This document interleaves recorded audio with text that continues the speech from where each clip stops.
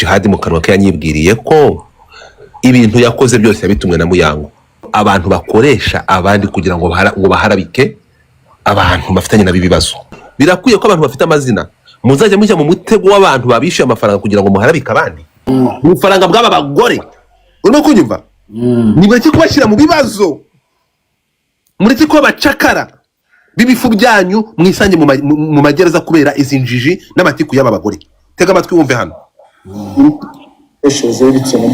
Wumve aha niho ruzingiye, mureke mwumve. Ibirego byose iyo ubona bifite aho bihuriye, niba atari ugutangaza amakuru y'ibihuha ni ugukangisha museba. Ngira ngo murabizi hari n'igihe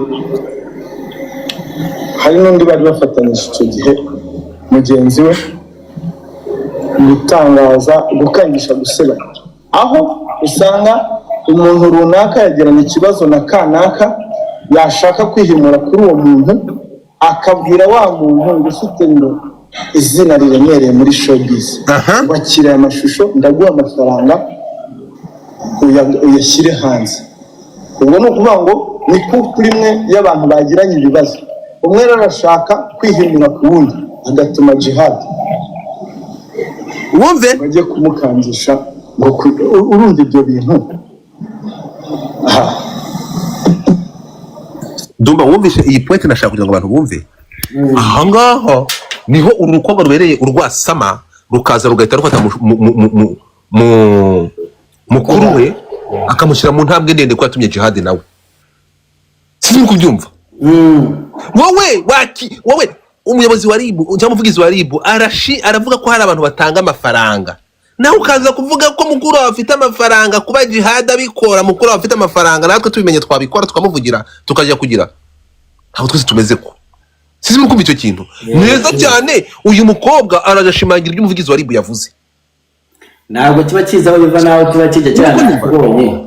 So ahangaha niho hari ikibazo. So nkavuga nti mwa abantu mwe mufitanye ibibazo, kuki mwumva ni umuntu mwagiranye ibibazo utayoboka inzego z'ubutabera ukajya muri RIB ukajya n'ahandi ukumva ko ugomba gushaka abantu barabika uwo muntu? That's the big problem. Wowe none uyu nyiramama wanjye nta nubwo yatekereje kabiri ibyo RIB iri gushinja abantu bamwe bakoresha Jihad. Urajura bishimangiye ko mukuru afite amafaranga, natwe turamutse tumenya amafaranga afite twakora ibyo Jihad yamukoreraga. The fuck. So icyo tuvuga ni iki ngiki rero, niba tubona abantu mu birego birenga 6 Jihad ari kuzira harimo ibyo abantu bagiye bagirana ibibazo, niyo mpamvu izina Muyango ryagarutsemo, niyo mpamvu izina ari kuzagara ryagarutsemo, sibyo? Mureke kumva amakimbirane mufitanye mubirangize nk'abantu, nimutabirangiza mubitware muri RIB cyangwa no mu nzego z'ubutabera. Mureke kumva ko hano hari abantu bavuga mushobora gukoresha amazina yabo kugira ngo mubangamire abo mufitanye ibibazo. Social media si urukiko.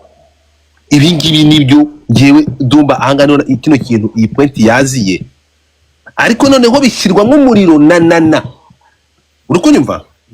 Waje agashimangira ijambo ryande ry'umuvugizi wa RIB aravuga aterega Jihad ngiye yanyemereye ko yatumwe na Muyango ari wamuhaye na zira video kugira ngo azaziposting. Turi kumwe? Urumva yarakoreshejwe atumwa na Muyango. Uri kunyumva? Ibi ngibi kugeza aho wabwiwe kuzamura mukobwa, umukobwa akaza akabivuguruza akavuga ko ubeshyeye Jihad. Ntabwo Jihad yigeze atumwa, yakubwiye ko yatumwe na Muyango. Oya, ahubwo muvugana kuri telefone wamubwiye kuzo wamutumye ko ari Muyango. Jihad ntiyakubwiye ko ari yego cyangwa oya. Wowe urimo urafata muceba, uretse gato baza wumve ati wifatiranya Jihad kuko adahari, kuko koro nari nyiriho. Ntabwo Jihad yigeza kwemerera ko Muyango yatumwe na Muyango. Ko wabwiye ngo difata gufita ayo ma audio abikohamiriza yakine twumve. Ariko ku bantu barimo baracyaho hano mukaba mubonana yarimo aravuga ibyo ngibyo, akaba nawe ari umukobwa yigeze guswera Muyango. Dumba sinzi niba ufite gahunda yo kwicara live yanjye, ariko urabizi ko hari amagambo haryo nashaka gukorera iwawe ntukabikorera iwanjye. Haje ijambo turivuga gute? Please. Hano habarimo abana kurikirwa n'abantu batandukanye ujye ukora saa 9 za nijoro abana barakurikirana. Oya stop ndagusabye. Okay. Yigeze gusambana uwo mukobwa nana yigeze gusambana na Kimenyi. Bivugwa ko bakundanye, niko umukobwa tubwiye, ntabwo avuze ko basambanye. God uzajya uvuga inka mu mazina yazo man. Nyine ubwo ufite uko mani ni wowe nanjye ninjye. So ngiye reka babimbaze ngewe baze kubimbaza ko natigeze gusambana na kimenye. So uri kunyumva rero ahangaha ngiye mari netre tukavuga tuti niba nana aje akavuga ko kuko uyibuke ikiganiro cyatangiriye umuntu bita uyu mukobwa ataraza murumuna wa Ari Yakuru urukumva murumuna wa Ari Yakuru asangwe nande ninjye ugiye ukakizana umuhawe nande ndakizanye nyine umuhawe nande ndakizanye ninjye ugikuye mu mihanda sawa rero ariko icyo nshatse kuvuga uracyumvishe the same thing yange sirakomeje urukunyumva yo kumva ko you have to put some people there reka twemere ko yabwenda reka ndekeraho Dumba kamuzana hano go and clean my name right there. So icyo nshatse kuvuga ni iki it's better reka kumva ko you can do some stuff hanyuma ukohereza abantu baza gukaringa izina ryawe it doesn't work. So ikintu mvuga ni iki ngiki uyu munsi ni jihad siko bimeze ejo bundi fata ku mavuta yaramanutse kubera nde yafasha abantu ngo akibasira bamwe ashaka guprotectinga abandi siko bimeze Nkundi neza yakoze ibihano ari guprotectinga undi akibasira undi nta muntu ndabona ufungwa azira ibibazo bye bwite ninde mumbwira umuntu umwe muri aba babloga mwabati uretse gato ariko kuvuga ati okay Prince Kid yavuze ko afite miliyoni y'amadolari ninemera nkamufungirwa azampa muri kinzara turi kumwe fata ku mavuta yagiye muri gereza kubera azingo ari kuvugira 155 erega iki gikobwa nubwo nakizanye hano ndimo ndibaza ko kigiye kuvugira mu yango at the end cyahise kimwihinduka so impamvu nashatse kuzamura iki kintu nubwo yamwihindutse okay nubwo cyamwihindutse ubwo turaza kubireba ubutumwa bwanjye ni ubuhe rero Dumba niba tubona fata ku mavuta yarafunzwe nta kibazo cyewe personal yarafitanye nande nabo bagiranaga ibibazo yarabikoraga akinjira mu bibazo abantu bafitanye agashaka gufata uruhande rumwe agakora iharabika no gukora discrimination abandi kugira ngo rero uruhande rwishimire umuhembe fata ku mavuta akabafunze Nkundi neza bikaba byarabaye agakatirwa gafunga turi kumwe nta kibazo afite ahubwo agakoresha platform afite mu kwibasira undi kugira ngo mugenzi we abone ko yamurwaniye twarabibonye yarafunzwe yarafunguwe turi kureba jihad nona turi kumwe uri kumva kuki ababloga cyangwa abantu bafite amazina cyangwa abantu mwemeye kujya muri iyi mihanda no kugira izi platform kubera iki mudafunguka match so ntimwumve ko mushobora gufunga kubera ibibazo by'abandi we have to wake up sinzi kubyumvikana niyo mpamvu iki kintu ribu yakomojeho navuze ntirekada abantu musigaye rero ababloga kuko uyu munsi hagiye jihad hagiye fata ku mavuta hagiye Nkundi neza ku bibazo by'abandi bantu bivanzemo bakajya kubivugaho kubera iki aya masa ariko bakabivuga bafashe impande bakigira barwanya impande zimwe ubwo ni ibintu urimo uravuga sibyo abantu baba bafite amazina kenshi usanga nibo batuma abantu barya Iyi live yacu ejo iraba yarebwe n'abantu 70 kubera uri hose mu ngo ariho Paul Boscan ariho urumva ni nako iyo ushaka gukora inkuru umukinnyi ashobora gukora inkuru irimo amazina y'abantu bazwi so no kuvuga ko umuntu ntago umuntu uzwi ntabwo azajya aho ngaho ngo azajya azayivugira kandi agomba guprotectinga brand ye ntabwo urimo ndavuga ngo abantu bagomba gutuma abantu ariko rero ushobora uburyo bwo guprotectinga brand ubwo ari bwo bwose urabukoresha njyewe nawe Godfather ushobora kugenda ahantu nkaguserukira just kugira ngo nugende kwivugira kozi nujya kwivugira bishobora kukwicira brand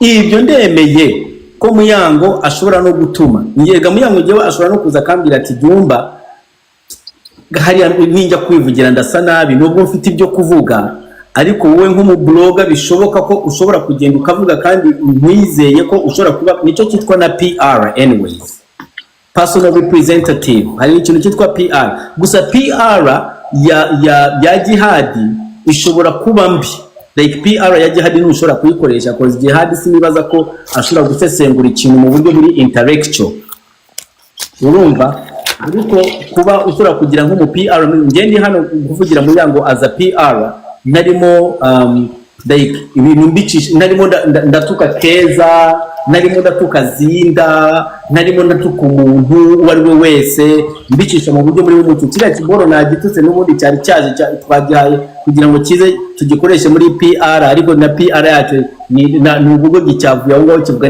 umuntu cyaje gutwika cyatangiye kandi guseka nawe ngo batangira kuvuga ikiganda bari banguvuga ibingi mutajya kukibaza ngo uvuga ibingi bikireka kubivuga ngo ngo ahubwo ngo ndakunzi kaya kibishiramo umukinyiko wate nacyo n'iki kiri mu biki gitangira no kije kutwiyemeraho.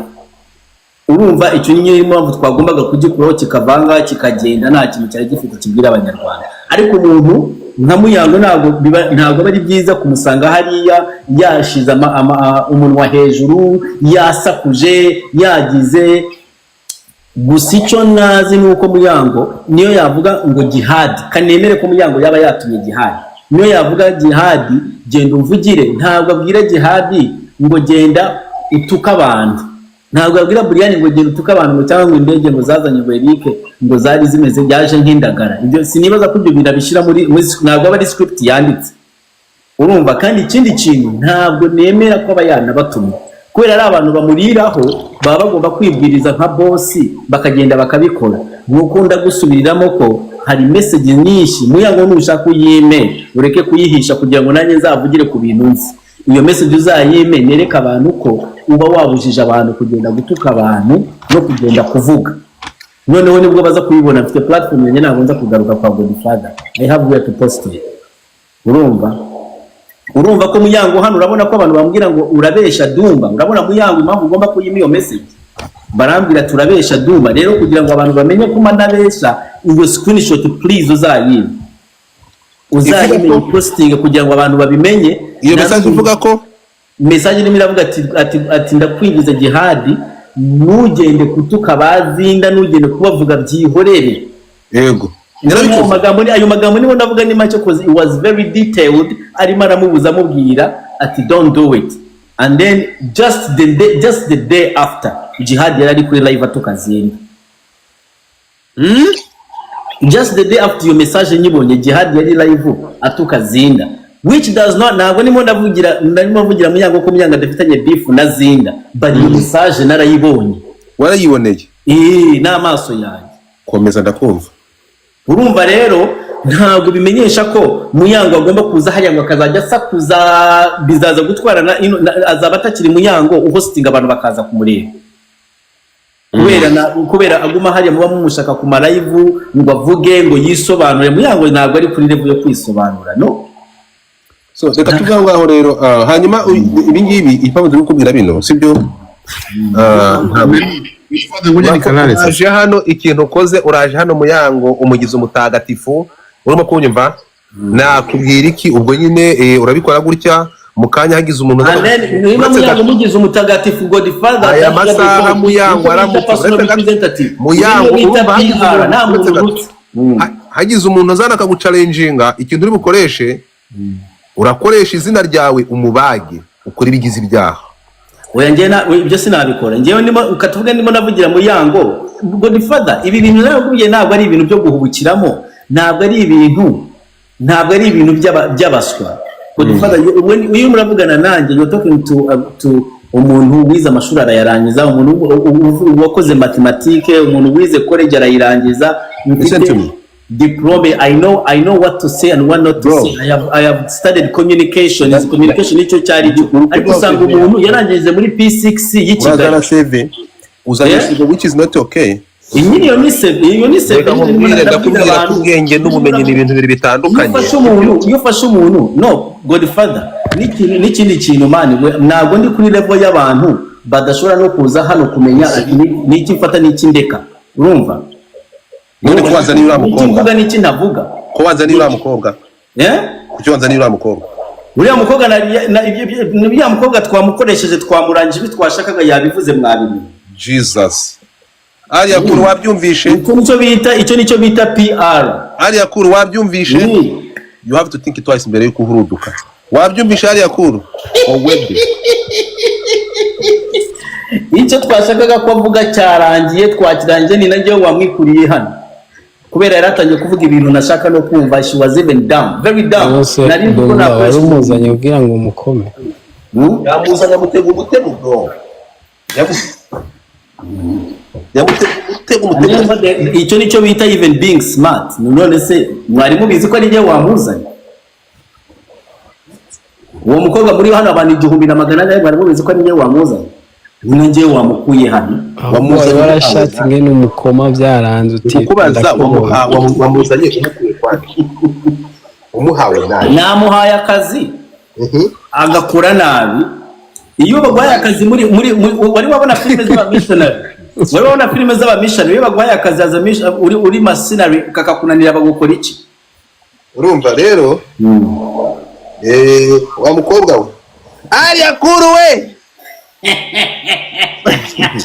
ariya kuru nuko dukora. ariko rero Godfather ariya kuru icyo nicyo bita personal representative PR.